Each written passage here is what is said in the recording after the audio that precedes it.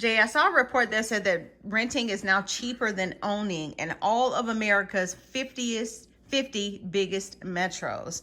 So, what do you think about that? What does this mean for the housing market? And then, what does this mean also for families and their income earning potential?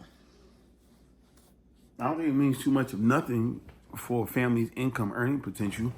I think that, the real estate market is just doing its own thing right now because according to what we are used to, we should be in a recession, but that's not what's happening. And it's probably, and for sure it didn't happen because, we still don't have enough, of course the interest rate is still high, but the prices are still going up because we don't have enough inventory. And so that's just basic business, supply and demand.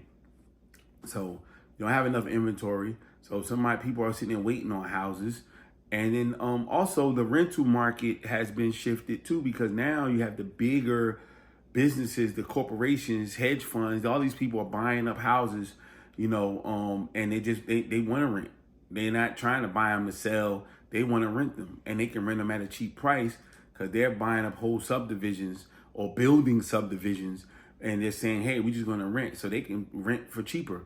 And so it makes sense. And this hasn't happened in our lifetime anyway.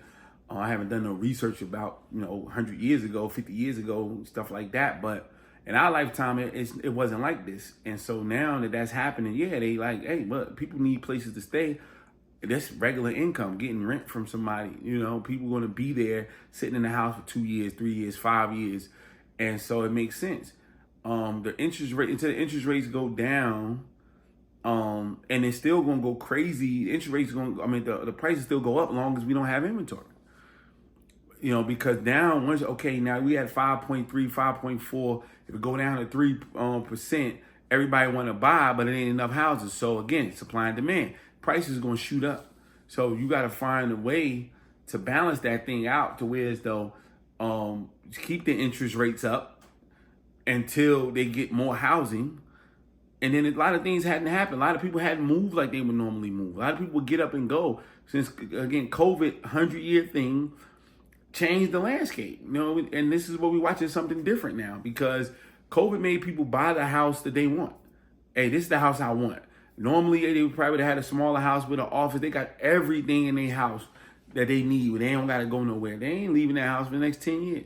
Where a lot of houses would have been, people would have been moving from this house to the next house, shifting. That's not happening no more. People are sitting still and staying right where the hell they at. Some people bought before COVID, and so the interest rate was phenomenal. It was phenomenal still around 2021, but once that thing shot up towards the towards the end of 2021, going into 2022. Oh my God, them people I'm not moving. I just got a 2-3%, interest rate on this house. I'm good. I can't refi. They sell it. They're going to be buying a house at over 5. At one point, it was down to 7. So they're like, nah, I'm good. And that's what's happening. The inventory is not there. So this is something that hasn't happened and again, in our lifetime or recent years. And everybody's just moving on their own path, trying to figure it out and navigate it the best way they can. But there's no real explanation for it because nobody's seen it before. Nobody's seen it before. So people can tell you all this bullshit, but nobody's seen it before. Everybody's figuring it out. Real estate sales is about to be different with what they got going on with the real estate agents, where they're going to be probably charging you to use a real estate agent even from the sale, if you're a buyer. And that's usually don't happen. So it's so many things that's going on that never happened before. And so we're all along for the ride to see how it shakes out. But housing, a lot of places, renting is a lot cheaper. And not just the rent, day-to-day rent. You also have what the deposit has to be for you to get up and closing costs and all that what it takes to get a house. It's about a major metro area. Shit, people not buying houses like that in San Francisco, Oakland, New York, all that other stuff. They got to get up 50 grand cash to go ahead and buy a house. When you go into a mid-level or a lower-level market, when they could just get a house with 10,000 all in, and that's that. So that's hard. So why not get rent for $2,000, pay $4,000, double up, and then now you in your place?